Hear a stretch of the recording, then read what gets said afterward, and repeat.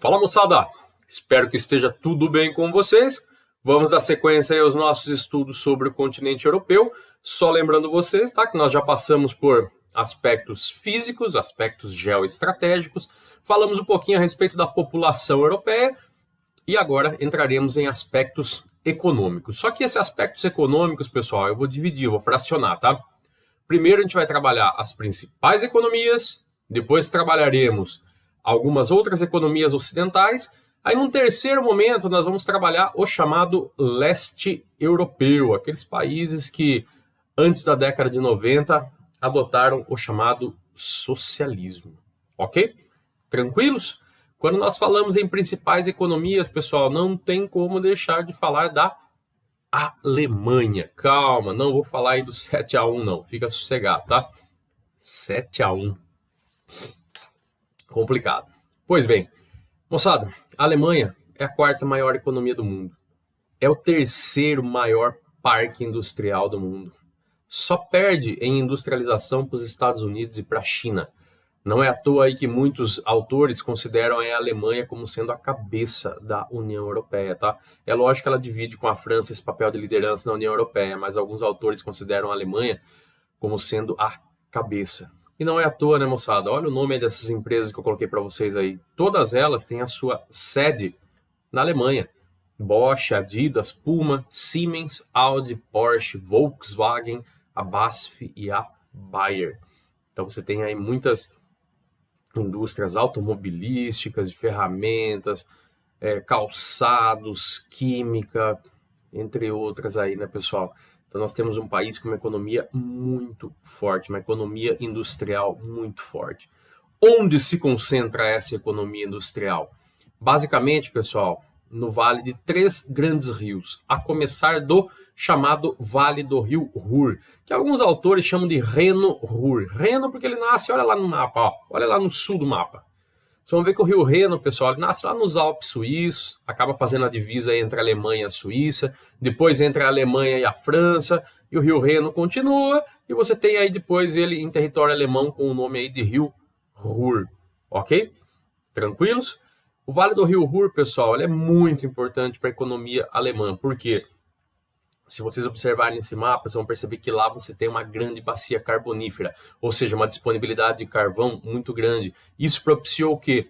O boom da industrialização alemã, tá? Com as chamadas indústrias tradicionais. Ô, professor, o que são indústrias tradicionais? Olha o nome aí, pessoal. Tradicional significa que são aquelas indústrias chamadas de pesadas, como, por exemplo, aí a siderurgia, a metalurgia, a mecânica e, por consequência, aí a chamada indústria automobilística, ok?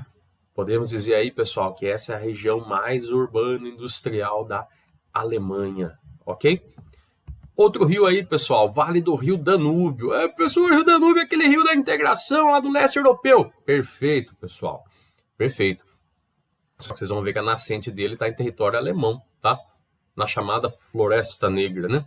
Muito próxima aí aos Alpes, certo? Ok, pessoal, quando nós falamos em Vale do Rio Danúbio, nós temos que lembrar que hoje nós temos os chamados tecnopolos nessa região, tá? Por exemplo, tecnopolo de informática, microtecnologia, indústrias químicas, indústrias farmacêuticas, tá? É onde você tem aí a sede da Bayer. E enquanto cidade, o destaque principal aí é a cidade de Munique, que tem o time de futebol mais rico aí da Alemanha, né? Que seria o Bayern de Munique. Ok? E outro rio muito importante, pessoal, com uma área de industrialização, é o chamado Rio Elba. Só que o Vale do Rio Elba, pessoal, ele tem algumas características, tá? Primeiro, seria esse Vale do Rio Elba também composto aí por algumas áreas urbano-industriais, como é o caso da cidade de Hamburgo, como é o caso ali da cidade de Leipzig, né? Brandemburgo e até mesmo Berlim, tá? Indústrias tradicionais, mesma coisa, pessoal, siderurgia, metalurgia, mecânica, automobilísticas. Só que nós temos aí, moçada, essas indústrias como sendo uma herança socialista. Como assim? Então, pessoal, essa região da Alemanha ainda hoje é uma região um pouquinho menos desenvolvida, tá? Ela é um pouquinho mais atrasada em comparação a essa porção oeste da Alemanha. Por quê? Nós vemos uma desigualdade econômica gritante devido a um motivo histórico, puramente. Dá uma olhada nesse próximo mapa. Ó. Dos anos aí, pessoal, de 45, final de Segunda Guerra, até o ano de 1990, existiram duas Alemanhas. Duas Alemanhas, professor? Sim, pessoal. Vamos lembrar do contexto do final da Segunda Guerra Mundial e começo da Guerra Fria, pessoal. Estados Unidos, capitalista. União Soviética, socialista, certo? Então você tinha aquela Guerra Fria, aquela ordem bipolar, capitalismo, socialismo, certo? A Alemanha, pessoal, como perdedora, derrotada na Segunda Guerra, ela não pôde se opor ali às exigências dos países vencedores, tá? E ela acabou sendo fracionada ao final da Segunda Guerra. Sim, começaram a existir duas Alemanhas. A Alemanha Ocidental, que vocês estão vendo na cor amarela aí, que adotou o modelo capitalista. Por quê? Porque é por onde chegaram aí os aliados, né? E a Alemanha Oriental, na cor vermelha, pessoal, que adotou aí o modelo socialista, que é por onde entrou a União Soviética também aí para invadir a Alemanha e derrubar Adolf Hitler, certo? Só que tem um detalhe, pessoal, que eu gostaria que vocês observassem. A cidade de Berlim. Estão vendo aí? Vamos ampliar um pouquinho, ó. Berlim, pessoal, também foi dividida, uma cidade dividida em duas partes, uma porção capitalista e a outra porção socialista. Nossa, professor, peraí, como assim? É exatamente o que vocês estão pensando, pessoal. Na área amarela, uma Alemanha capitalista, na área vermelha, uma Alemanha socialista. Só que dentro dessa Alemanha socialista, você tem uma cidade chamada Berlim, que era dividida ao meio entre capitalismo e socialismo. Então, a Berlim Ocidental, que vocês estão vendo uma cor meio cor de laranja, meio amarelo escuro, era um enclave, pessoal, capitalista rodeado de socialismo, tá? É uma coisa até bizarra, né? Por quê? Porque essa cidade aí acabou sendo dividida por um muro, né, pessoal? Esse muro aí ficou conhecido como Muro de Berlim, certo? Ou Muro da Vergonha, né? Na Berlim Ocidental, que seria a parte capitalista, pessoal, é por onde nós tivemos aí a entrada dos aliados, né? É onde nós tivemos os Estados Unidos, Reino Unido e a França. Agora, a Berlim Oriental é onde nós tivemos aí um domínio da União das Repúblicas Socialistas Soviéticas, como vocês podem ver aí nesse mapa logo abaixo, ok? E foi exatamente nessa parte oriental socialista é que foi criado aí, pessoal, é onde foi erguido esse muro, tá? Em algumas partes era muro, em algumas partes era alambrado, mas tinha um único objetivo, não deixar ninguém do lado socialista passar para o lado capitalista, tá? Inclusive, vocês veem nessa foto aí, tem até um guarda, né? Dando uma olhada ali, fazendo uma ronda, e do outro lado você tem a parte capitalista, pessoal, todo mundo olhando, né? Curioso. Certo? Ok? Pois esse muro caiu, né, pessoal? Em novembro de 89, União Soviética já entrando em derrocada, socialismo soviético deixando de existir, a população alemã sai às ruas, derrubam o chamado Muro de Berlim, vocês podem ver por essa foto aí, né, pessoal, em cima do muro na ocasião. Do lado direito já tem uma foto atual, né, uma montagem aí, do lado direito já tem o portão de Brandemburgo atual, um grande ponto turístico, todo bonitão. E desde 1990, então, nós temos uma única Alemanha. Ok? É, pessoal, um pouquinho de história. França, pessoal, a outra cabeça da União Europeia. Para começar, ela é um membro do chamado Conselho de Segurança da ONU. Como assim Conselho de Segurança? Vamos lembrar, só 5 países, galera. Estados Unidos, França, Reino Unido, a China e a Rússia. Esses 5 países aí decidem todas as políticas de paz ou de guerra do mundo todo. Então eu posso dizer que a França é sim uma potência militar, certo? Ô professor, por que a Alemanha não faz parte? Pessoal, vamos lembrar que o Conselho de Segurança da ONU, ele foi montado ali na década de 40, final da década de 40, naquele contexto de final de Segunda Guerra, e todo mundo queria a Alemanha muito longe e muito quieta, certo?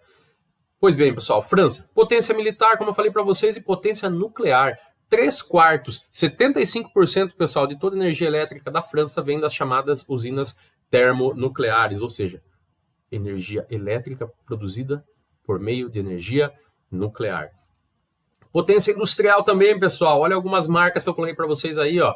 Peugeot, Renault, Citroën automobilísticas, né? A Airbus, fabricante aí de aeronaves, L'Oréal, Chanel, Louis Vuitton, ramo aí de beleza, de cosmético, de acessórios.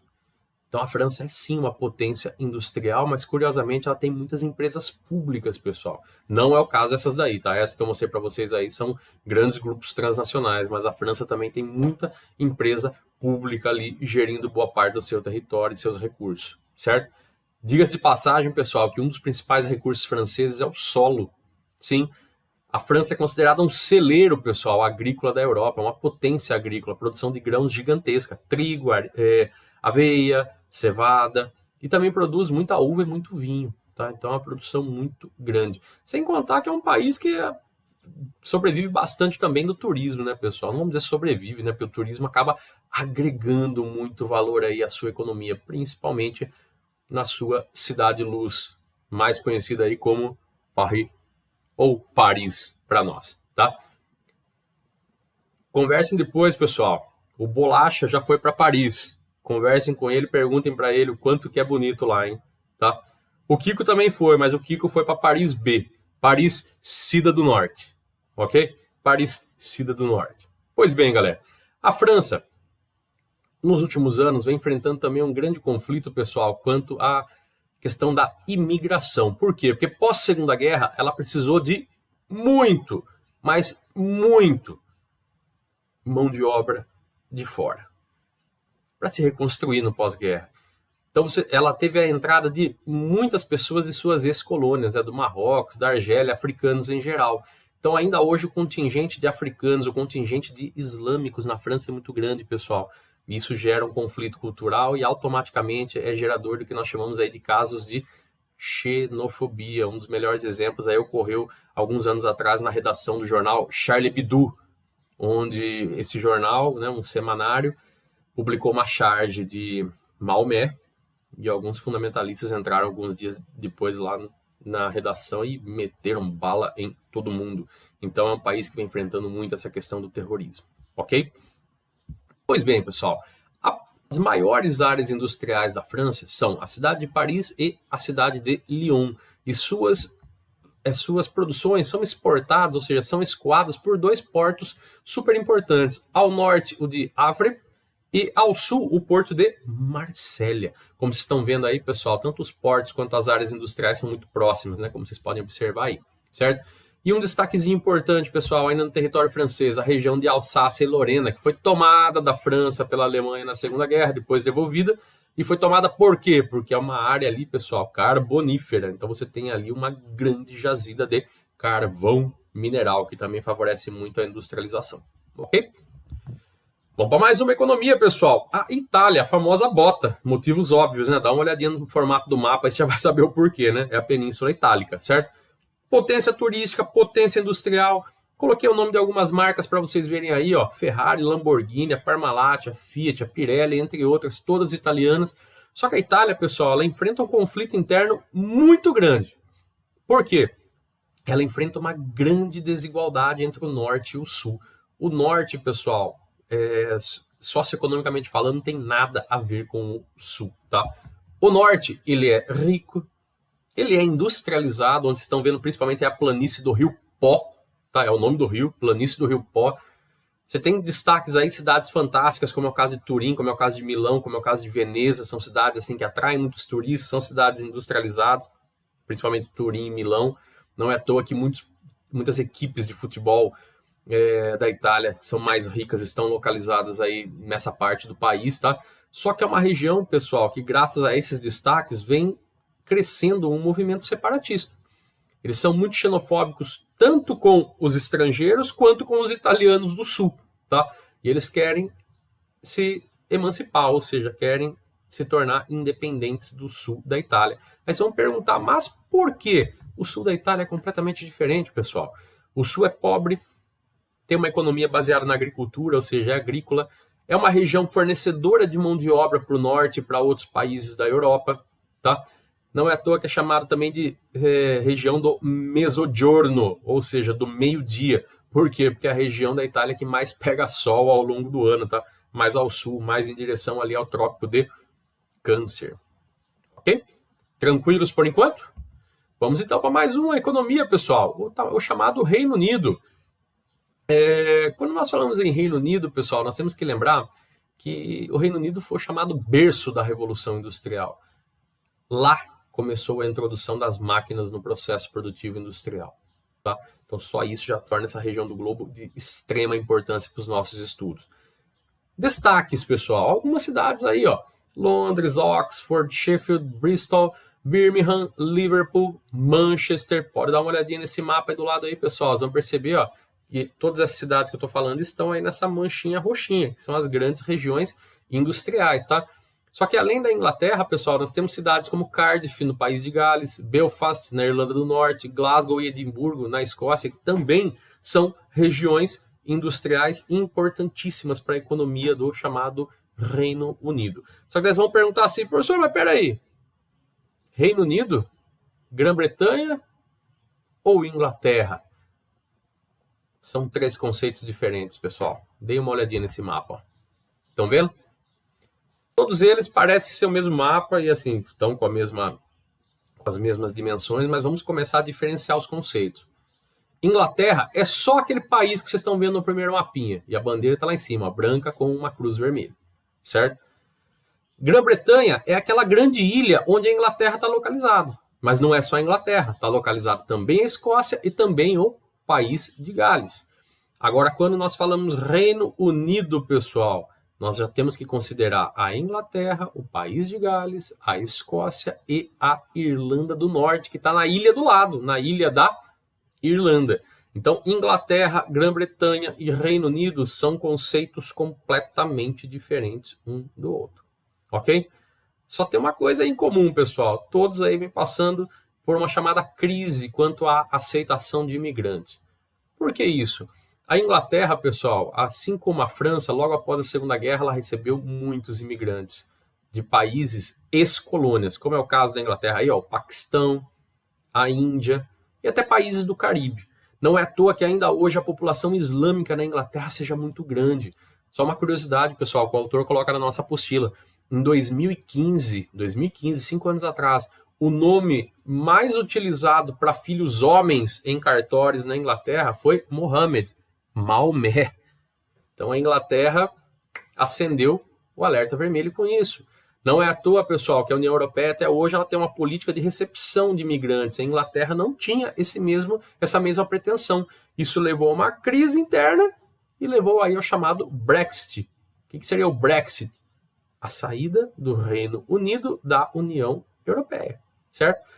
Só que detalhe, pessoal, quem votou foram os ingleses, mas a partir do momento que os ingleses decidiram sair, a Inglaterra está saindo, a Escócia tem que sair junto, o País de Gales tem que sair junto e a Irlanda do Norte tem que sair junto, porque fazem parte do chamado Reino Unido, ok? Perfeito?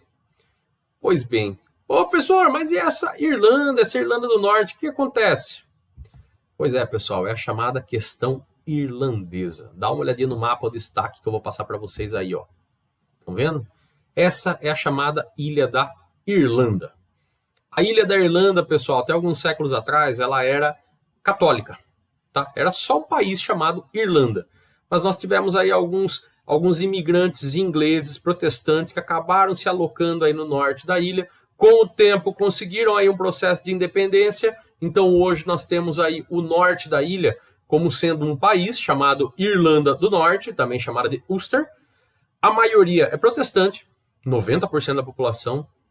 Formam o Reino Unido, ajudam a compor aí o Reino Unido, que também é de maioria protestante, tá? Só que a minoria católica quer, primeiro, a expulsão dos protestantes, sim, a expulsão, e o processo de independência. Para quê? Para voltar a formar uma única Irlanda. Ou seja, pessoal, o conflito religioso na Irlanda do Norte é latente, está sempre acontecendo entre católicos, 10%, e protestantes, 90%, certo? Mas por que os católicos querem o processo de independência? Porque a partir do momento que a Irlanda do Norte se tornar independente, ela vai formar a Grande Irlanda, ou seja, a ilha toda vai voltar a ser a Grande Irlanda de maioria católica, grande maioria esmagadora, tá? Uma Irlanda que não faria parte, que não faz parte do Reino Unido, certo? Ok? E uma Irlanda que, nesse momento, apoia esse processo de independência da Irlanda do Norte, né, pessoal? Porque a partir do momento que a Irlanda do Norte se tornar independente, automaticamente ela vai dar um jeito de agrupar isso daí para formar novamente a Irlanda, a grande Irlanda, tá? Então, olha que situação inusitada, né, pessoal? Vejam aí a Irlanda do Norte, você tem 10% católico, certo? Se a Irlanda do Norte se tornar independente do Reino Unido e formar uma única Irlanda, eles passam de minoria a maioria. Ou seja, é um conflito aí de origem religiosa. Certo? Ok? Espero ter podido ajudar vocês, pessoal. Vamos parar por aqui, que tem mais coisas aí nas próximas aulas ainda, mas uma coisa por vez. Ok? Um abração aí para vocês, moçada. Até a próxima!